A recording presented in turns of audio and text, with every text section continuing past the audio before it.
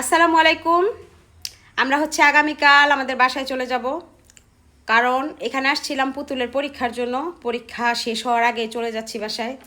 তার কারণ হলো একটাই, বাড়িতে এত গরম, শরীরে পুরো ঠোসা পড়ে যেতেছে, গরম ঠোসা।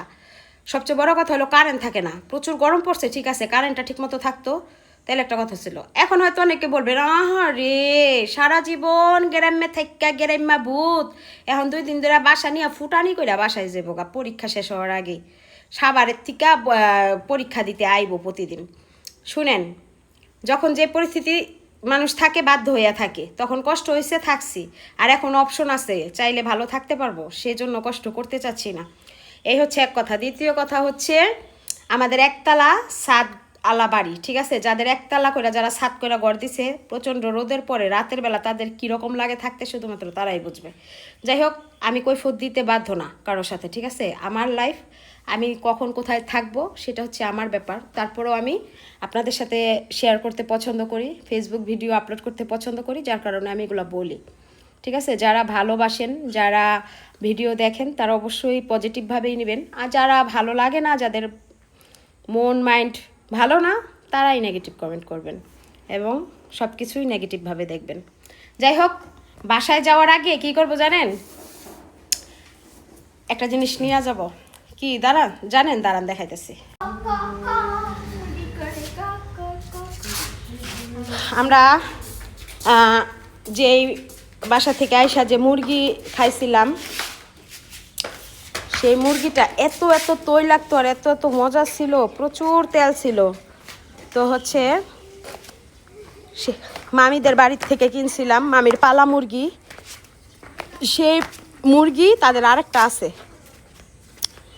মানে খাসির মাংসরে বলবে দূরে থাক, এত মজাদার মুরগি, ঠিক আছে।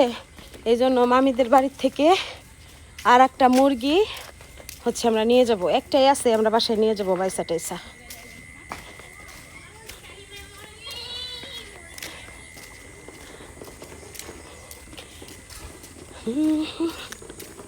মুরগিগুলা, পালা মুরগিগুলা এত মজা, হ্যাঁ হ্যাঁ, খাসির মাংসের মতো তেল, এত তেল লাগতো, মানে অসাধারণ মজা। ভাবলাম যে বাসায় যাব, মুরগি তো কিনতেই হয়, ব্রয়লার বা অন্য, তো এখান থেকে মুরগি নিয়ে যাব আমরা আরেকটা। মামি,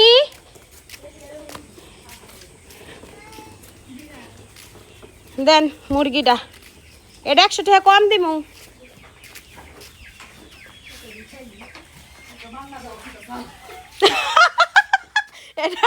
এটা একটু ছোট সাইজ, ওই যে এখানে মুরগি মামি দিতেছে। এটা মামির মুরগির ঘর, হ্যাঁ।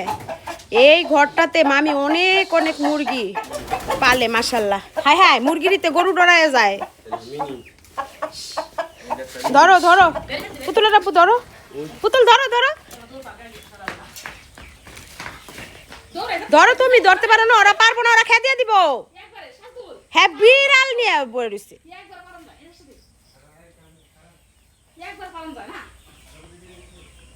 আরে অমর দিয়ে যাও। এই মুরগি কই দৌড় দিছে, এত শক্তিশালী মুরগি, মানে মুরগির সাথে মানুষে দৌড়ায় পারে না। এই মুরগি খাইলে তাহলে আমাকে কেমন শক্তি হইব।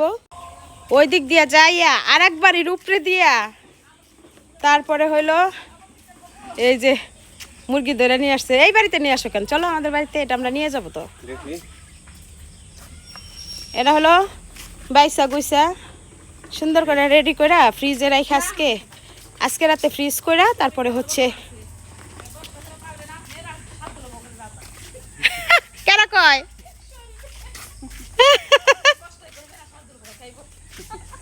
আহারে, মামি কানতেছে মুরগির লেগে।